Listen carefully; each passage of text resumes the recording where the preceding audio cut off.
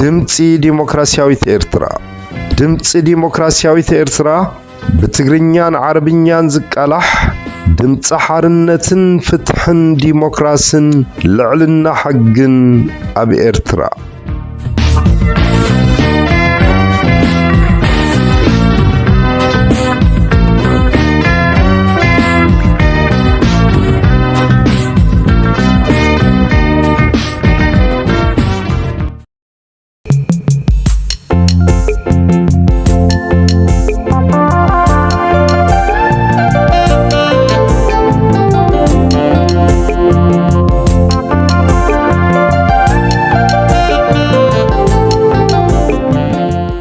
ድምፂ ዲሞክራሲያዊት ኤርትራ ክቡራት ተኸታተልቲ መደባት ድምፂ ዲሞክራሲያዊት ኤርትራ ከመይ ትቕንዩ?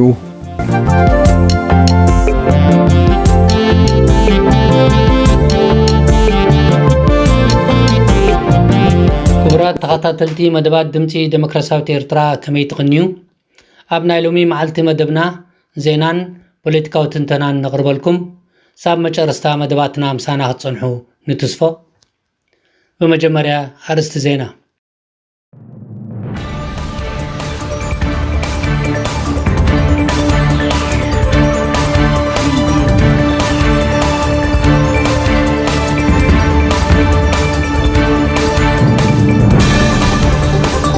ኣብ ቦምበር ፈጻሚት ኣካል ግንባር ሃገራዊ ድሕነት ኤርትራ መሰረታት ውድብ ኣኼባ ኣካይዱ።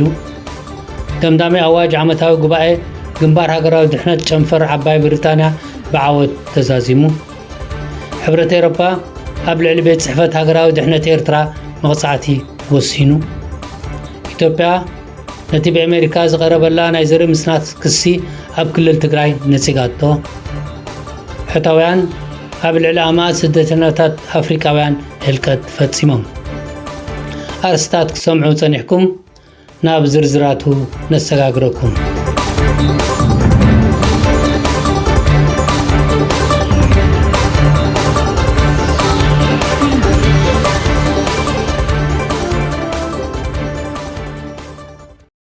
ኣብ ቦምበር ፈጻሚት ኣካል ግንባር ሃገራዊ ድሕነት ኤርትራ ምኽትሉ ሓላፊ ፖለቲካውን ስርዒታውን ጉዳይ ብዕለት 14/3/2021 ንመሰረታት ውድብ ንምብራህ ኣኼባ ኣካይዶም።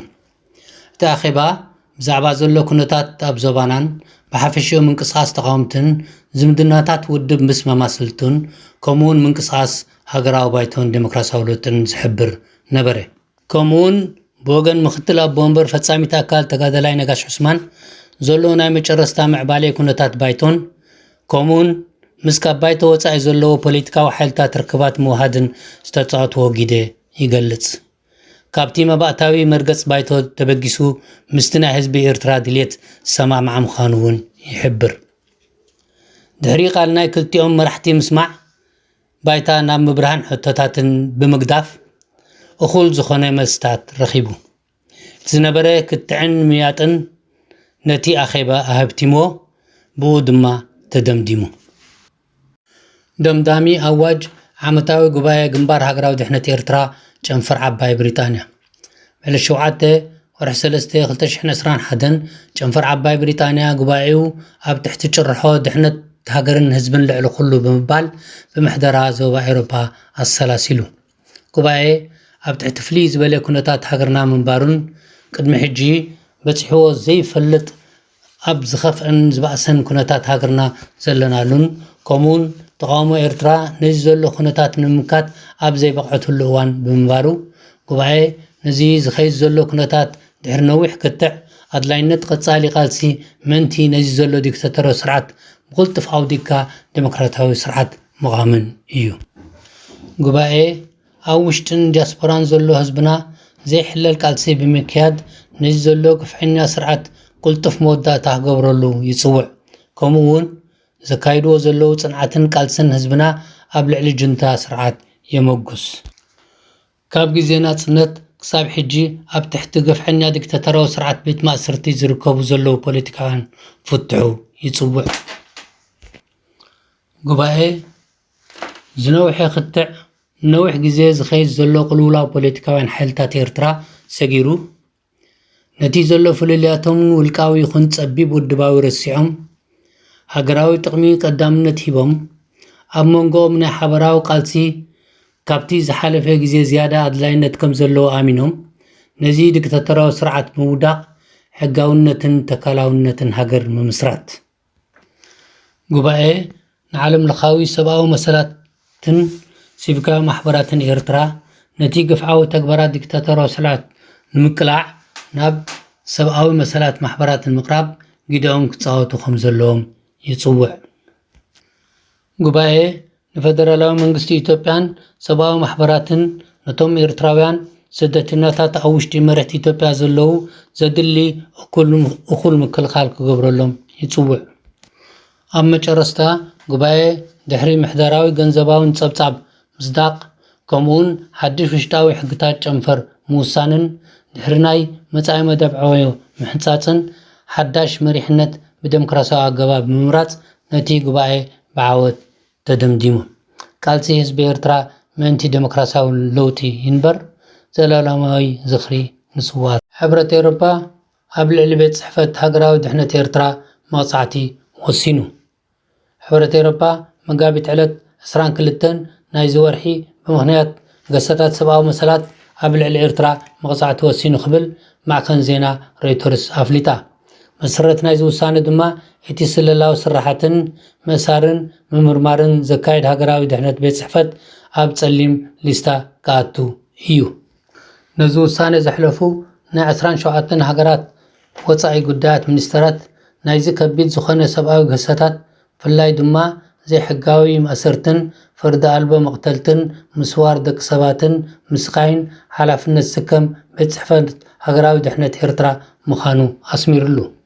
እዚ መቕጻዕቲ ድማ ገንዘብ ናይዚ ትካል ምድስካልን ነቶም ኣብ ሊስታ ዝኣትዉ ብቐጥታ ወይ ብዘዋሪ መንገዲ ገንዘብ ንኸይረኽቡ መጋዶምን ካብ መገሻ ምክልካሎምን የጠቓልል።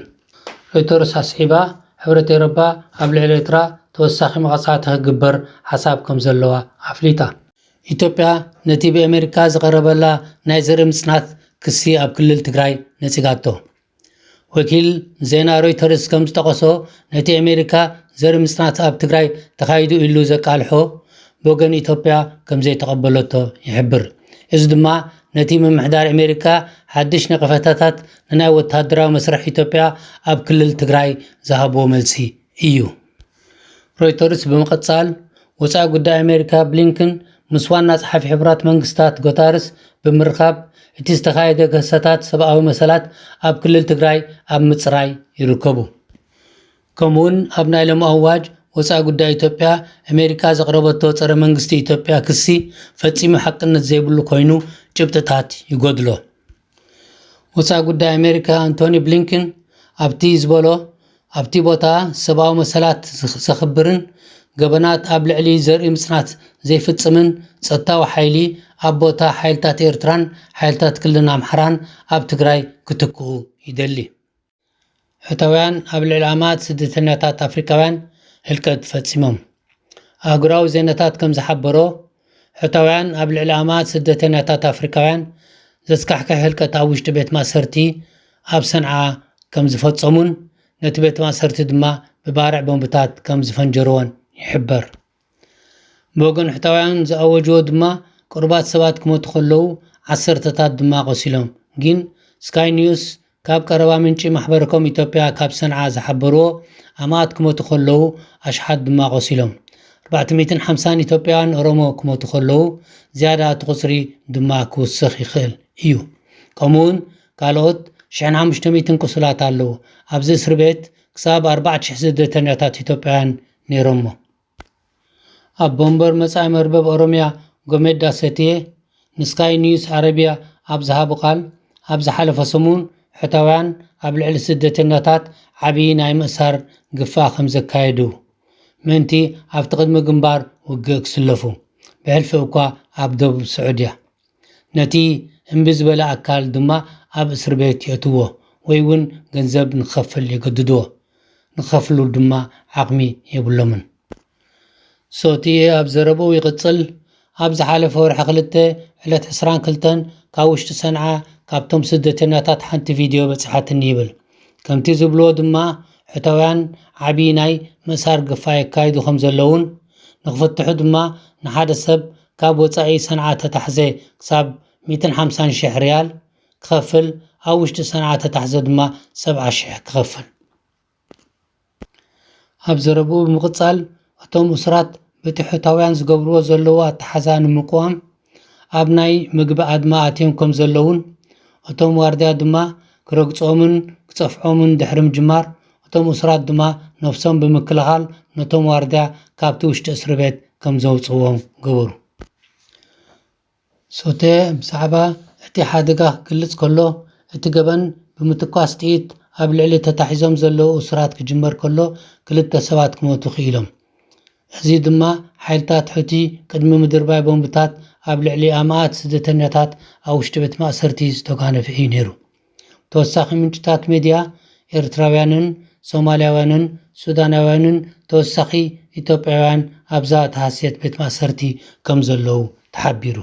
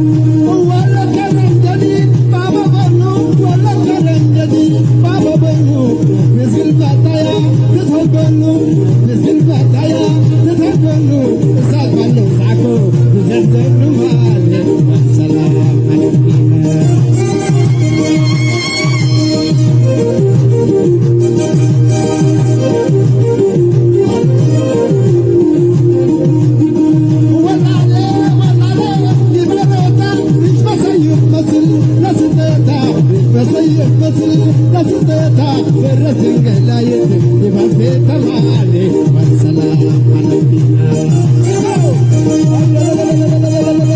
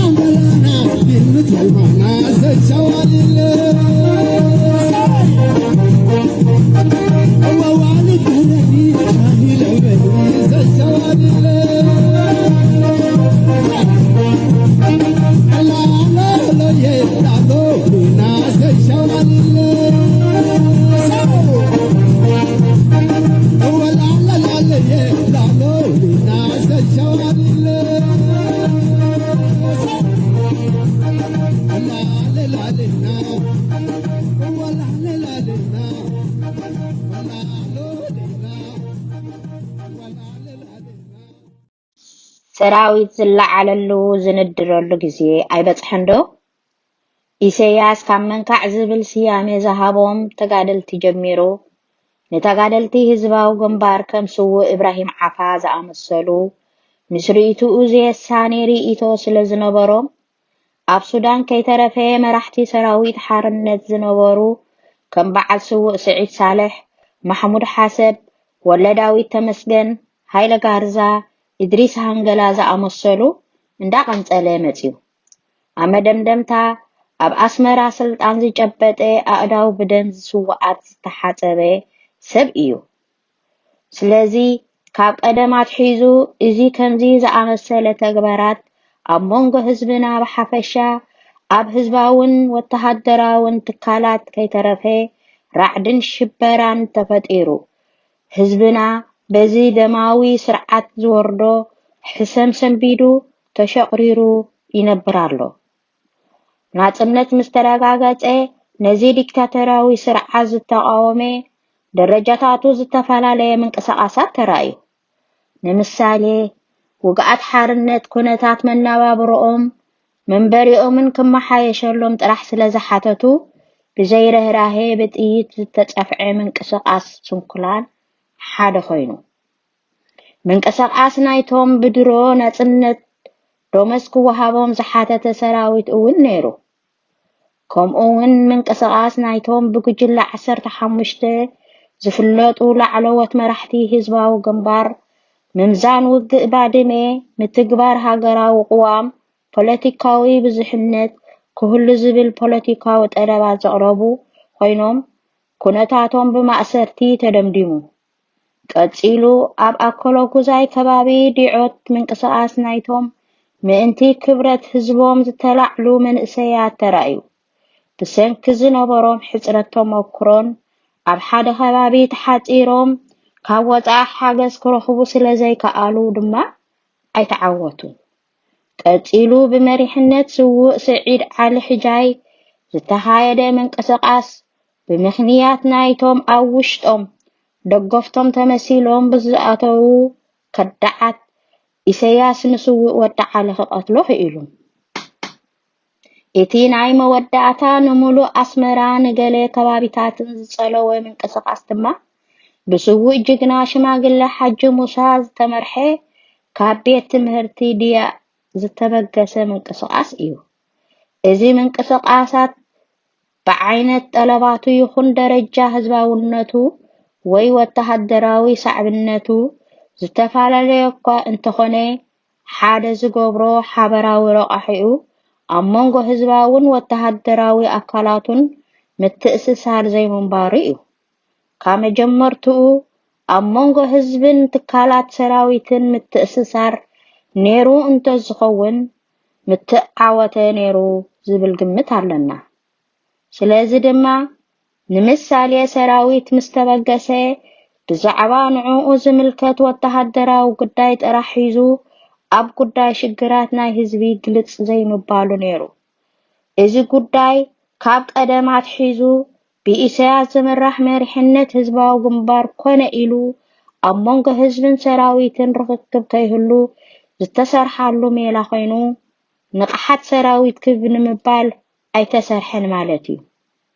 ጉዳይ ናይቶም ኣብ መንጎኦም ኣባላት ፈጻሚት ሽማግለ ዝርከብዎም ጉጅለ 15 እንተኾነ እቲ ኢሳያስ ዝውንኖ ዝለዓለ ውዲታዊ ክእለት ኣብ ግምት ስለ ዘእተውዎ ነቲ ምስ ወተሃደራዊ ኣካላት ክህሉ ዝግባእ ምትእስሳራት ኣይተገደሱሉን።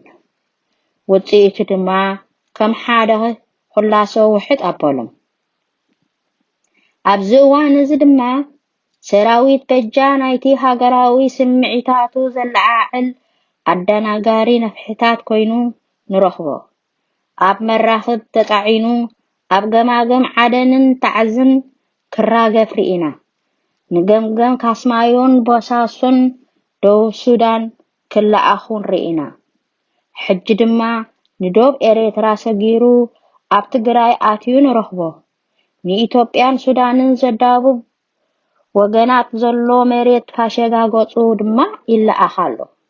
ከምዚ ካብ ኮነ ድማ እዚ ሰራዊት ስርዓት ኢሳያስ ንውልቃዊ ድልየታቱ ንምርዋይ ኣብ ውግኣት ዘኽትቶ ዘሎ ሰራዊት ኮይኑ ምህላው ኣይስምዖን ድዩ ክንብል ንግደድ።